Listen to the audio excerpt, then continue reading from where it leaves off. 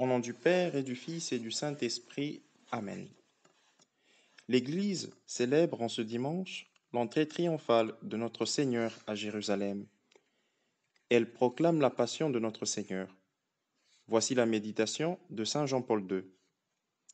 Au cours de la célébration de la liturgie de ce dimanche des Rameaux, nous avons tous entendu les voix qui nous parviennent à travers les siècles et les générations.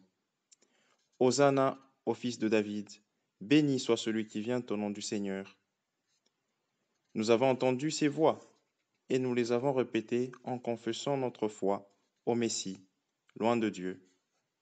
Pourtant, voici que du même coin du monde, de la même ville, avec la perspective de la Semaine sainte, nous entendons d'autres voix et d'autres cris qui contiennent en eux la condamnation à mort.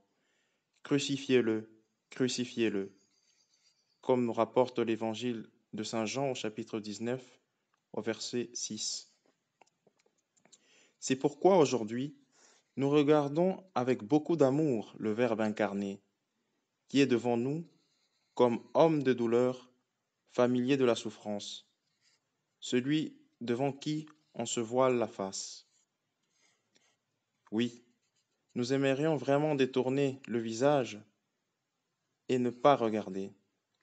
Nous sommes confondus par son aspect et profondément impressionnés lorsqu'il apparaît devant nous. Méprisé, rejeté des hommes, homme de douleur. Qui aurait cru ce que nous avons entendu? Les bras puissants du Seigneur, à qui s'est-il révélé? Le prophète dit, c'était nos souffrances qu'il portait, nos douleurs dont il était chargé. Et nous pensions qu'il était frappé, meurtri par Dieu, humilié. Yahvé a voulu le briser par des souffrances. Jusque-là, le pape suit principalement le prophète Isaïe dans le chapitre 53 du serviteur souffrant. Le poids de la croix l'écrasa à plusieurs reprises alors qu'il parcourait les rues de la ville sainte, car Yahvé a fait retomber sur lui l'iniquité de nous tous. Comme un agneau conduit à l'abattoir, comme une brebis muette devant les tondeurs, il n'a pas ouvert la bouche. Et plus tard, sur la colline du Golgotha, il fut cloué sur la croix. Il a été transpercé à cause de nos iniquités et écrasé à cause de nos péchés. Maltraité et affligé, il n'a pas ouvert la bouche.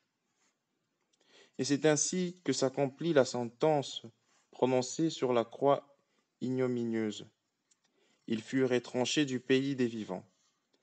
Il fut enlevé par un mauvais jugement et tué pour les iniquités de son peuple, comme nous rapporte le prophète Isaïe. Nos pensées et nos cœurs, nos consciences et nos prières s'adressent en cette semaine sainte d'une manière particulière au Christ souffrant, dépouillé, crucifié, au Christ notre Rédempteur. Il a été transpercé à cause de nos révoltes et écrasé à cause de nos péchés.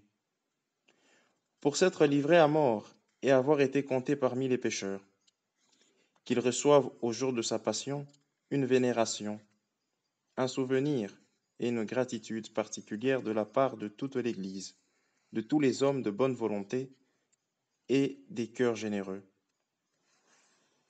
Au nom du Père et du Fils et du Saint-Esprit. Amen.